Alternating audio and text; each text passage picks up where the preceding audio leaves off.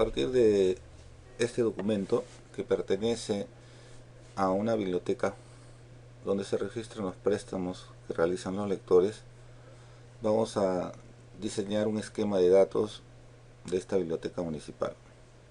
Como se puede observar, este es un ejemplo de un préstamo. Existen muchos préstamos que se realizan en esta biblioteca y este es uno de ellos. Al tener varios documentos similares, podemos pensar en que hay varias instancias. Además, cada préstamo, como se observa, tiene varios atributos como el número, la fecha, el lector, los libros, etc. Luego, a todas los documentos de los préstamos los podríamos representar como una entidad, ya que cuenta con varias instancias y con varios atributos requisitos para ser entidad. Luego, a continuación, vamos a representar a la entidad de los préstamos en el siguiente diagrama. Observamos entonces que tenemos ahí a una entidad que normalmente se representaría en forma vertical, como está acá, ¿no?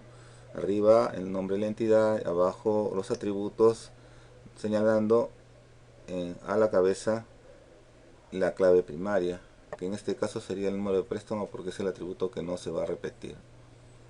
Los demás atributos quedarían abajo. Pero para efectos de la normalización, esta entidad que está presentada en forma vertical la vamos a inclinar 90 grados y la vamos a presentar en forma horizontal, como se puede ver aquí en la parte superior. Aquí tenemos a la cabeza el número de préstamo primero, que vendría a ser la clave primaria, y luego los demás atributos, ¿no? A continuación uno, a continuación del otro, haciendo una especie de tren de atributos. Lo que debemos encontrar entonces para normalizar a la primera forma normal son los atributos que formen parte del grupo repetitivo, o sea, aquellos atributos que no permiten que la entidad se represente en forma planar. A continuación, tratamos de representar a la entidad como si fuera un plano. Abajo tenemos una especie de tabla, una tabla de Excel, por ejemplo, donde cada fila sería una instancia y cada columna sería un atributo. En cada fila debería haber un préstamo. Entonces tratamos de representar el documento que tenemos en la primera fila, el préstamo 40289.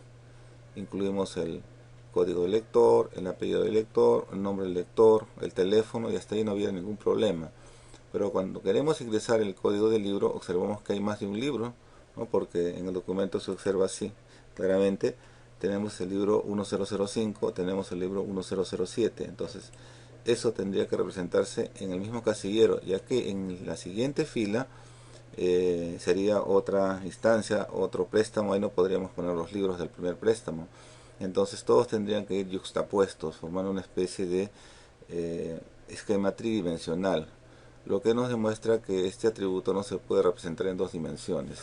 Lo mismo pasa con el número de copia, ¿no? El número de copia tenemos diferentes valores para el título, para el autor, etcétera, etcétera, ¿no? Entonces eso lo vamos a representar acá, ¿no? De esa manera. Pero además aprovechamos que en los requerimientos que nos han pedido en el documento se puede verificar de que, si bien es cierto, en esta organización que es sin fines de lucro no se venden libros, solo se prestan, pero se debe tener un precio de referencia como dato. En caso pues que se haga un inventario, en caso que se pierda un libro, hay que tener un precio de referencia.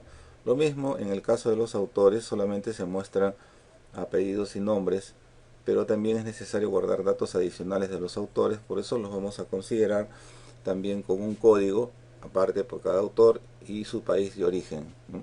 Entonces eso lo vamos a considerar aquí en los atributos que tenemos, como hemos considerado el precio de referencia, el ID de autor y el país del autor, que no estaban en el documento, pero sean considerados por requerimientos de la realidad, en este caso de la biblioteca. Pero también son varios valores por cada libro con respecto al autor, con respecto a la editorial. Entonces todos esos atributos no se pueden representar en dos dimensiones. Necesitaríamos una tercera dimensión, lo que hace que esos atributos no se puedan representar en forma planar. Entonces, esos son anomalías que forman parte de lo que se conoce como el grupo repetitivo. O sea, es el grupo de atributos que no permiten que la entidad sea plana, que tenga dos dimensiones. Eso entonces, de acuerdo a la teoría de la normalización planteada por Edgar Codd, que ya lo veremos más adelante con más detalle. El señor Edgar Cook plantea esta teoría. Entonces, dice, para poder representar esta entidad en dos dimensiones, lo que se debe hacer es eliminar primero la anomalía. Luego sacamos o retiramos temporalmente este grupo repetitivo y la entidad quedaría así. El número de préstamo, bolígrafo lector, apellido lector, nombre lector, teléfono lector y todo lo que es referente al libro ha salido por ser tridimensional. Entonces ahora nos quedan los otros dos atributos, que es la cantidad y la fecha, y formarían una nueva entidad que le hemos llamado A, que en este caso sería una entidad ya plana, porque al quitarle la anomalía del grupo repetitivo, esta entidad tranquilamente se puede representar en una tabla en dos dimensiones. Lo mismo pasaría con la siguiente entidad que se va a formar. El grupo repetitivo no se puede eliminar porque ahí hay atributos que van a formar parte de la base de datos.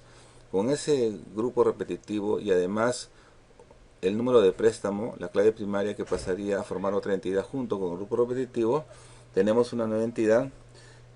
Pero en este caso, cuando la clave primaria migra a otra entidad, deja de ser clave primaria y se transforma en clave foránea. Entonces tendríamos la posibilidad de repetir el número de préstamo en esta nueva entidad que estoy llamando B, y ahí podríamos poner los préstamos varias veces y describir los libros que se están prestando sin ningún problema, ya que en diferentes filas tendríamos el mismo préstamo, ya que la clave foránea sí puede repetirse. Luego eso nos daría la calidad de bidimensional para la entidad B, que estaría entonces ya en primera forma normal. A continuación vamos a transformar a la segunda forma normal. Como se sabe, para la segunda forma normal lo que se busca son las dependencias parciales. En el caso de la entidad A que quedó, solamente tiene una clave primaria simple, está formada por un solo atributo. Luego los atributos que tiene esta entidad no podrían tener nunca dependencia parcial, ya que pretenderíamos buscar un atributo que dependa de una parte de algo que no tiene partes. No existe entonces dependencia parcial cuando la entidad está en primera forma normal y la clave primaria es simple. Luego, automáticamente, al no estar la anomalía, la entidad está en segunda forma normal. En cambio, para la entidad B que quedó, tenemos que descubrir cuál es la clave primaria. Por reglas de negocio, hemos detectado de que en un mismo préstamo no se puede prestar el mismo libro. Son reglas de negocio, podemos ver acá el documento. Por ejemplo, el lector Juan Ríos se ha prestado dos libros, uno de estadística, uno de visualbasic.net, con códigos 1005 y 1007 respectivamente.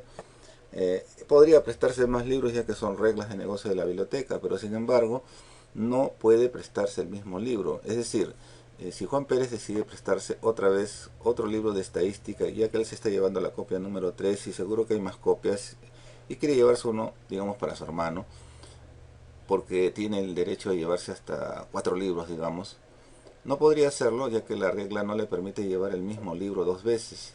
Es una regla de negocio de la biblioteca. Luego, el código del libro no puede figurar otra vez en el mismo préstamo. Es decir, en este préstamo 40289, el código del libro 10005 no podría aparecer más abajo otra vez 1005 y bueno, aunque sea otra copia, pero el libro ya no puede aparecer. De manera que la combinación del número de préstamo y el código del libro es única. Teniendo criterio de unicidad, esa es la regla principal para encontrar una clave primaria. Luego en nuestro diagrama ya tenemos la clave primaria. Es una combinación del número de préstamo y el código del libro. Esa sería la clave primaria compuesta. Luego tenemos posibilidad de encontrar dependencias parciales. Empezamos nuestro estudio. El número de copia, pues para saber el número de copia que se prestó el lector hay que saber qué libro es y además en qué préstamo fue. En el documento se puede ver claramente. Si uno quisiera saber qué copia se llevó el lector, bueno, tenemos que saber qué copia de qué libro, el 1005, pero en qué préstamo, en el préstamo 40289, allí se prestó la copia número 3.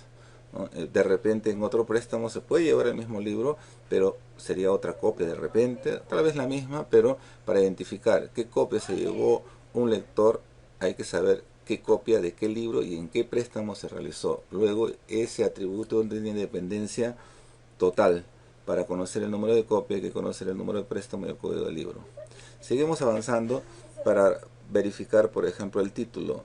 Pero hay una regla de negocio que también está en el documento que dice que todo lo referente al libro no cambia, ¿no? Es decir, el libro no cambia de autor, no cambia de préstamo, no cambia de editorial, no cambia de título. Eso es algo que es constante, no varía en el tiempo. Luego, entonces, el título del libro se identifica solo con el I del libro. No es necesario saber en qué préstamo fue. Lo mismo todo lo que es el precio de referencia tampoco varía porque es una entidad, dijimos, sin fines de lucro. Aquí no se comercializa libros, el precio solo es una referencia, no está sujeto a las leyes pues de la economía, de la oferta y la demanda, ¿no? Simplemente es un precio de referencia, por eso no cambia y solo se identifica con el código del libro. Lo mismo con el autor, el libro no cambia de autor, el libro no cambia de editorial tampoco. Por lo tanto, aquí todos los atributos que hay a continuación son atributos que tienen dependencia parcial del libro, no dependen de todo el código, son dependencias parciales. Bien, entonces a continuación ya tenemos los atributos anómalos que deben salir.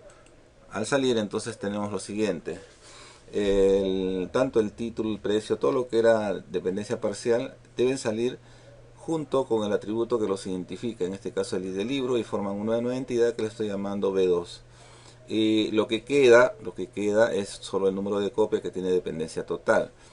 Ambas entidades B1 y B2 van a reemplazar van a reemplazar a B. En lugar de B1 y B, en lugar de B tenemos B1 y B2, ambas en segunda forma normal. En la entidad A también podemos ahora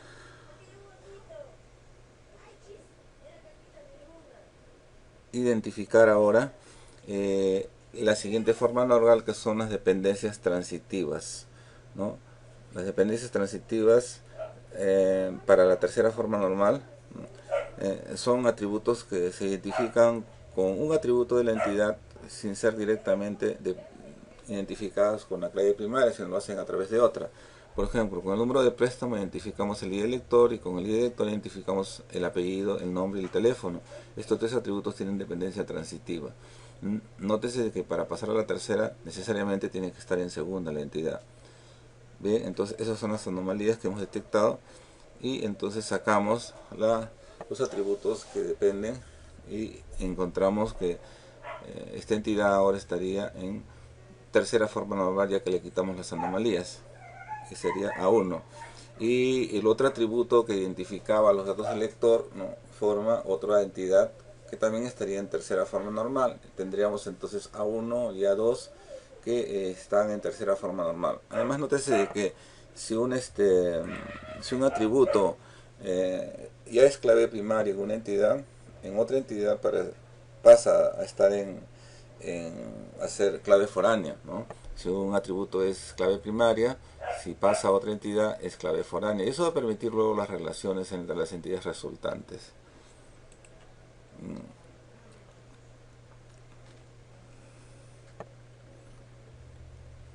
Lo mismo pasa con B, ¿no? Entonces en B, eh, para el caso de la dependencia parcial, no salió el libro con todos los datos del libro, ¿no?, porque eso era lo que dependía solo del libro, ya que no era parte dependencia total del préstamo y el ID del libro. Basta con saber el ID del libro, se conoce todo esto. Eso ya estaba en segunda forma normal y salió. Pero en esta entidad B2 observamos lo siguiente, que dentro de B2 y de autor identifica al apellido, al nombre y al país del autor. Entonces estos atributos tienen dependencia transitiva. Y además también tenemos que el nombre de la editorial también tiene dependencia transitiva con respecto a la editorial. Entonces hay varios atributos con anomalías de la dependencia transitiva. Para que pasen a la tercera forma normal hay que sacarlos, pero nótese que son de diferentes grupos, ¿eh? Unos dependen del autor y otros dependen de la editorial, tienen que salir separados. Entonces, al salir, por ejemplo, los atributos anómalos, solo nos quedaría A ver, a continuación, ya nos quedaría pues el título, el precio, el ID de autor y el ID editorial. Los otros salen por los que dependían del ID de autor, son el apellido, el nombre y el país, y por lo mismo el ID de autor pasaría a ser clave primaria.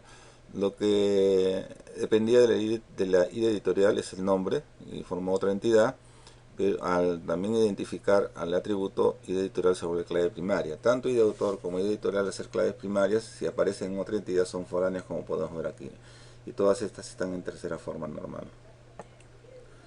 Bueno, finalmente verificamos por ejemplo que en esta entidad B1 que estaba en segunda no hay dependencias transitivas, luego ya está en tercera forma normal, ¿de acuerdo? Entonces en total tenemos estas entidades en tercera forma normal: B21, B22, B23, B1, B2 ya no está, A1, A2,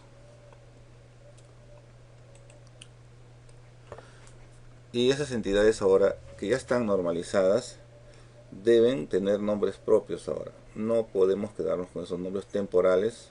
Habíamos dicho eso al principio siempre, de que cuando se normaliza se va particionando la entidad en entidades más simples, eliminando las anomalías, pero al final esos nombres de las entidades temporales A, B, etcétera, deben ser reemplazados con nombres descriptivos de lo que representan. En este caso tenemos la entidad lector, la entidad préstamo o detalle de préstamo, porque se verifica para cada préstamo en qué libros se prestaron y qué copias se llevaron. Ese es el detalle de préstamo. Tenemos la entidad editorial, la entidad autor, la entidad libro. Esas entidades es un resultado del proceso de normalización, y todas ya están en tercera forma normal, que es el requisito para el modelo relacional de Edgar Cote. Ahora, esas entidades que están en horizontal, en forma horizontal, ahora hay que voltearlas, hay que girarlas otra vez para que se representen en forma vertical, es decir, las vamos a parar para que se puedan representar en un diagrama. A continuación, entonces, esas entidades vamos a hacerlas girar tal como teníamos antes, pues cuando empezamos con la entidad principal. Por ejemplo, autor lo vamos a representar así: autor arriba y abajo la entidad. En la parte primera es separada para la clave primaria y todos los atributos abajo. Y así hacemos con todas las demás entidades y tendríamos el siguiente resultado, ¿no? Todas esas entidades que estaban echadas ahora están representadas en forma vertical. El nombre arriba, arriba la clave primaria. Nótese de que una de ellas tiene una clave primaria compuesta. Ahora debemos relacionar las entidades. Para ello nos vamos a valer de la clave primaria y la clave foránea, que es el concepto principal del modelo relacional. Entonces debemos buscar qué tienen de común cada entidad con otra entidad a través de la clave primaria y la clave foránea. Entonces ya tenemos que utilizar acá los conceptos de lo que es una relación que habíamos visto antes, ¿no? Por ejemplo, si la clave foránea está abajo en entidad y la clave primaria está arriba en otra entidad, que vendría a ser la padre, la que tiene la foránea es la hija, la relación se llama relación no identificadora, se representa con línea discontinua. Y como no conocemos todavía la cardinalidad, establecemos las cardinalidades más genéricas que se puedan dar. Por ejemplo, en una relación no identificadora, en el caso del lector con préstamo, la cardinalidad en el lado de la clave primaria es de 1 o 0. Y en la clave foránea, en la entidad hija, es de 0, 1 o muchos. Eso es en forma teórica, en forma genérica, ¿no? Después hay que afinar eso con reglas de negocio para ver si se queda totalmente en las cardinalidades o hay que cambiar alguna, ¿no? O modificar algo. Lo mismo pasa entre editorial y libro. Entre editorial y libro también tenemos una relación no identificadora, ya que la clave primaria de editorial es editorial y aparece en libro como clave foránea en la parte inferior. Luego la relación es no identificadora y establecemos las cardinalidades teóricas también. Lo mismo pasaría, por ejemplo, con autor y libro, porque aquí en autor el I de autor es clave primaria y de autor en libro es clave foránea y no está formando parte de la clave primaria en libro. Luego entonces la relación es no identificadora y establecemos los gráficos correspondientes. Para el caso del libro con detalle de préstamo, notamos que I del libro tiene clave primaria y el detalle de préstamo y del libro es clave foránea, pero está formando parte de la clave primaria de la entidad hija. Luego la relación es identificadora y se grafica con línea continua, dándole las cardinalidades teóricas del caso. Para una relación identificadora, en la clave primaria siempre es 1, no hay 0 por si acaso, siempre es 1. Y en el lado de la foránea, lo más genérico que puede pasar es 0 o 1 muchos. Lo mismo pasa con préstamo y detalle de préstamo. Tenemos préstamo, número de préstamo, clave primaria, número de préstamo, clave foránea. En detalle de préstamo es entonces una relación identificadora, se grafica con línea continua, y la cardinalidad de 1 a 0, 1 muchos, que es la teórica. Ahora esas cardinalidades deben ser analizadas con las reglas de negocio, deben ser confrontadas con la realidad. Y quien no conoce la realidad mejor que el que está diseñando, el que conoce mejor es el que vive la realidad. En este caso sería el bibliotecario, por ejemplo, y lo traemos al bibliotecario para que analicemos junto con él las reglas de negocio que nos ayudarán a afinar este modelo para que quede completamente ya representativo de la realidad. Este bibliotecario conoce las reglas de negocio, aunque no conozca las reglas de diseño, pero nos ayudará mucho, y de esta manera también él va a aprender y va a entender cómo se grafica un modelo. Entonces empezamos preguntándole, ¿no?, caso por caso, ¿no?, si el lector puede tener un préstamo 1 a 1, significa 1, la rayita. ¿Es posible que un lector pueda tener un préstamo? Sí, nos dice. ¿Es posible que un lector pueda tener muchos préstamos? También. ¿Es posible que un lector no tenga ningún préstamo? Dicen sí, se puede escribir un lector sin haber prestado nada, sin haberse llevado nada todavía, y puede tener su carnet de lector. Y al revés, un préstamo podría ser de un lector, varios préstamos podrían ser de un lector, está bien, pero podría existir un préstamo que corresponda a 0 lectores, a ningún lector. No es posible, nos dicen, porque si no, ¿cómo sabríamos quién se llevó el libro? Entonces aquí no aplica 0, eso lo vamos a ver en el modelo ya después que afinemos, ¿no? Tenemos que darle entonces una representación ya de acuerdo a las reglas de negocio. Como pueden ver, el 0 se eliminó acá. Y luego seguimos, por ejemplo, con editorial. Editorial, verificamos, ¿es posible que una editorial tenga un libro, le corresponda un libro? ¿Es posible? Sí. ¿Es posible que una editorial pueda corresponder a varios libros? También nos dicen que sí. ¿Es posible que una editorial pueda corresponder a 0 libros? Es decir, podríamos tener una editorial de la cual no existe ningún libro. Nos dicen que no. Las editoriales que están ahí registradas es porque tenemos por lo menos un libro. Entonces el 0 acá no va a aplicar. Y luego hacemos al revés. ¿Puede ser que un libro sea de una editorial? Sí. ¿Puede ser que varios libros sean de la misma editorial? El bibliotecario nos dice que sí. ¿Es posible que un libro sea de ninguna editorial? Nos dice que no, porque los libros son oficiales, no son libros piratas, tienen que ser de una editorial. Entonces el modelo quedaría así. No hay ceros en el lado del libro, no hay ceros en el lado de la editorial. Y así seguimos preguntando. En el caso, por ejemplo, del préstamo, un préstamo puede tener un detalle de préstamo, es decir, se prestaron un libro nada más. Sí, es posible que se preste un libro.